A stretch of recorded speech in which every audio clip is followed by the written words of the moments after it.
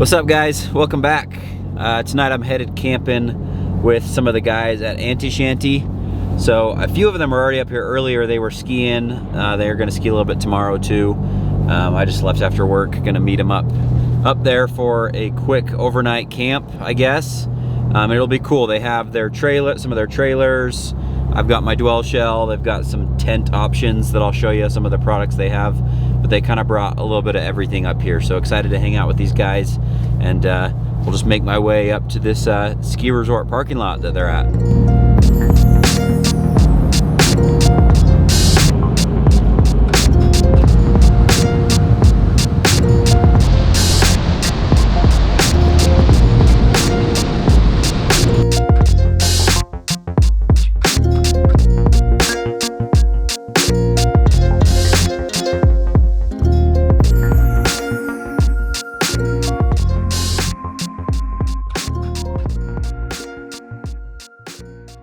So I totally just got stuck right here. So this guy's gonna help pull me out if I can get out of this snowbank.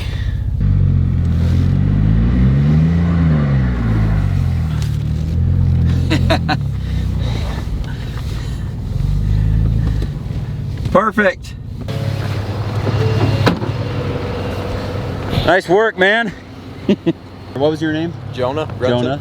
Cool. Well, thanks so much, man. I appreciate it. You have a good time. Okay, I got out. I did a kind of a crappy job at filming that, but we're on this somewhat busy road and that guy just stopped offering help, so I'm obviously not going to be the guy that makes it twice as long to get shots and film everything. But I just had the drone up in the air and wanted to stop, get the drone down, and so I pulled onto the shoulder and the snowbank just dropped super hard. So not that big of a deal, but I was stuck. I had it in 4-wheel drive, had my rear locker on, and I wasn't moving. So if he wouldn't have showed up, I'd have had to find a way to get a hold of one of the Shanty guys.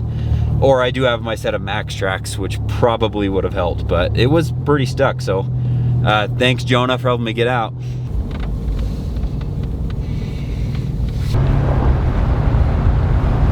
So I made it to where they told me to meet them.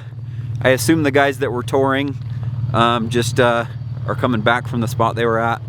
And then my friend Cole, who you met a few videos ago, if you watched, is also coming up, but he was a little bit behind me. So we're kind of just up near this yurt, up above the ski resort. And I'm just hanging solo for now, but they should be here soon. Gonna bundle up because it is cold.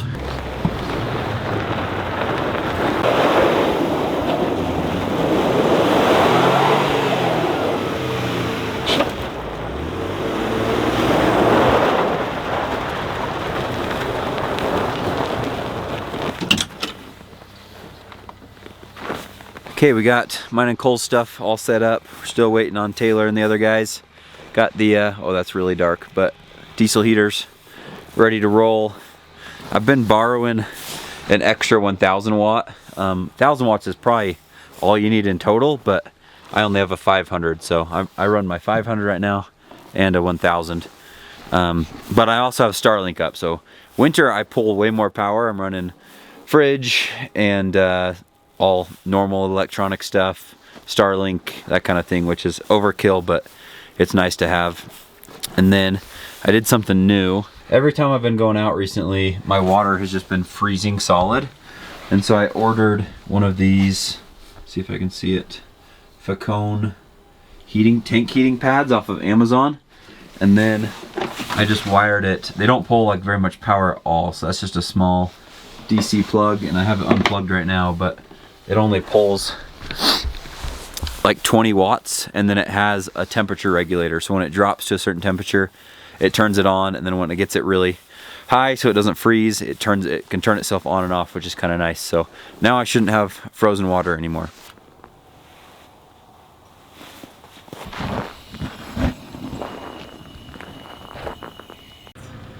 Welcome to the party. We thought maybe you were dead.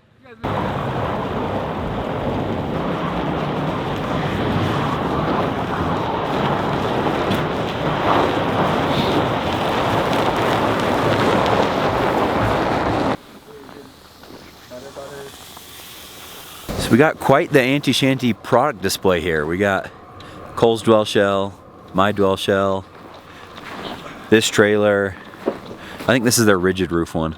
That's another one of their trailers, and then Taylor has their tent up on top of his 4Runner. And everything's hard-sided, no fabric. I told these guys when I was coming up here, if I die, still post this video. Okay. So everyone's got a diesel heater except for Taylor. Taylor's just rocking a heated electric blanket tonight. I stole my wife's electric blanket. Which I'm actually, no bibs. a lot of guys run those, so I'm actually interested to see if it works. Dude, that's why I want to try it. Like, I mean, your tent is gonna be cold no matter what. Works good. I don't know. We'll have to have you report in the morning, I guess. It's freezing out there, so I came and hopped in the camper for a minute. Cole also went and hopped in his dwell shell over there. So I'm just kind of hanging out, lounging out here since I've had my heater running for the last 30 minutes or so. So it's like 65 degrees in here, and it's like not that outside. So just chilling in here, getting my feet warm. And who knows, I might not make it back out there like some of those guys. So it's nice to have an area that I can come and get warm when it's freezing outside.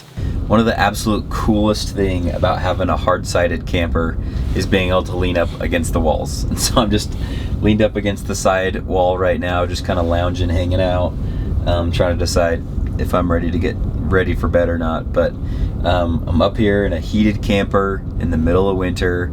I think my thermostat said it was like 65 degrees in here, and I actually have somewhere to sit, which is really cool. Normally in a regular rooftop tent, you are kind of limited to laying on the floor as your only hard surface, but in here you have 3 walls that you can hang out around, and you could do it with multiple people too. So it really is like a really sweet lounge area. I know I give this thing a lot of hype, but it's truly genuine. I really love using this thing. If you guys have any questions about the dwell shell, then please let me know in the comments. I'm happy to answer any concerns that you have or questions you might have about it. And I always have a link in my description if you wanna check them out. All right, it's getting late. I'm gonna go to bed. I'm gonna show you around some of the cool anti-shanty stuff tomorrow, and then I'm headed back home since it's a weekday actually, so I can actually get some work done tomorrow. See you in the morning.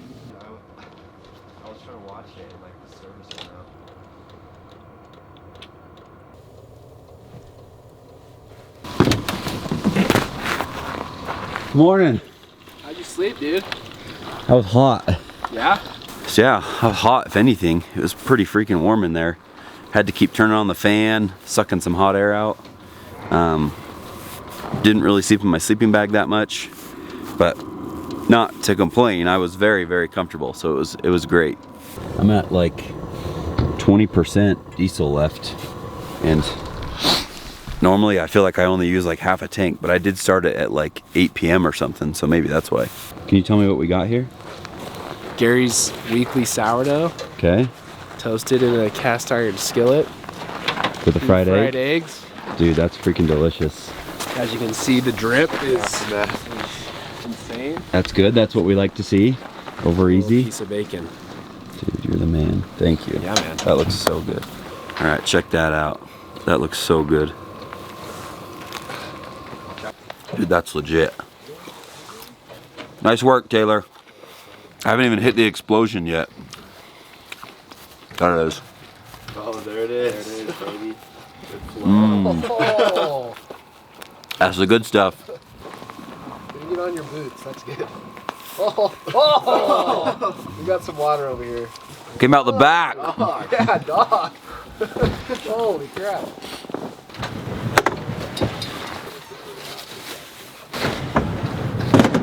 Okay, so this is Taylor. I haven't really introduced him much yet, but he is the man at Anti-Shanty pretty much. So Thanks, dude. I'm gonna have him show you some of these products that they have here.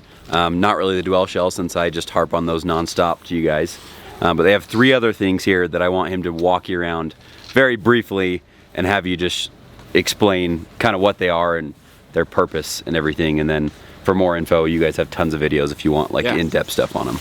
So this is our A-frame. It's our original. This is the product we started with from the very beginning. We didn't have any of these other ones. It's a trailer, lightweight, all aluminum, insulated. They range from like 1,900 pounds to 2,500 pounds dry. So you can tow them with most anything. The A-frame drops down, so you have a low slipstream, and then that folds open, and it's all hard-sided. The really unique feature about our trailers is that they have, this one for example has 2 queen beds. They're modular beds, so you can take the beds out and load like motorcycles in the bottom area and still have a queen bed up top to sleep in. So that's really unique for us. Then we have our rigid roof. It's pretty much the same exact footprint as the A-frame. It just has, it's taller, so you don't have to set up any roof. You just walk in, it's standing height, it's 6'3" interior. So as soon as you walk in, it's ready to go. It also has modular bed systems. This one, a lot of people choose our side folding beds. So you could fold one side up, it's still a queen bed, fold it in half, and then you have room to like store a motorcycle or mountain bikes. Or you can fold the beds both up against the wall, and you have that full cargo space to haul toys, motorcycles, mountain bikes like that. And then coming to our rooftop dwelling, this is very, very similar to the dwell shell that Cole's already talks about and uses. So it's pretty much the exact same thing, but instead of having this truck shell incorporated with that pass-through, it's just like, it's like a rooftop tent you put on top of your vehicle, on top of like a Sherpa rack or something like this. Super easy to mount it to that. And then it's that top sleeping area. Has the same insulation, has a full 1-inch floor insulation, full 1-inch roof insulation, and then the sidewalls are that laser cut formed aluminum with the thermal liner on the inside to give it a little bit of insulation as well. So pretty much insulated just means that it's going to hold the temperature better. So if you have some sort of source in there, then it's going to hold the heat or hold the AC or whatever. These are going to do a lot better than any tent. Like for sure. Tent or ground tent. Like, yeah, and I know that for sure. Like I've used it in pretty much every situation already, and it will definitely hold that for sure. So pretty much what you're saying is this is nearly a dwell shell, assuming you let us cut a hole in the bottom of your 4Runner and create a pass-through. Yeah. No, but all jokes aside, this is like your tent solution if you are running an SUV or something, you don't have a truck bed that fits a dwell shell. And this actually came before the dwell shell. Yeah. So we released the RTD, and they were like, you know what? We should incorporate a truck shell for this, and we can pass through. But yeah, other cool features of the dwell shell and the RTD and all of our products are all hard-sided, all aluminum, no canvas to flap around, no wood to rot or mold. So super robust products. The hard sides are a game changer. Like just being able to sit up there, like up against the wall or something, like you couldn't do that in a traditional rooftop tent or ground tent. And just being able to lock it up. All the doors are lockable, so it just makes you feel really safe and secure, whether you're camping with your family or camping in just a dangerous area or something like that. So lots of cool, unique features with all of our products that you don't see anywhere else. Sick, thanks man. Thanks dude. So before we call it a day here, I wanted to show you guys this Iceco fridge. So this is the VL35 Pro. I've been showing it a lot recently, but if you are kind of new to the channel or haven't been seeing some of the videos, this is the fridge I'm running right now. And they have been sponsoring the channel for a little bit. So this is one of their smaller fridges, 35 liter and single zone, but you can fit quite a bit of stuff in there. And then my favorite thing is the dual handle. So you can open it from right here, or at the same time open it from in there, which makes it really slick for accessing it on the side of your camper, or if you're accessing it from the inside, which is something I did last night. I grabbed milk out of there last night, I grabbed a water bottle in the middle of the night, and you can just come down inside the camper, open it from here.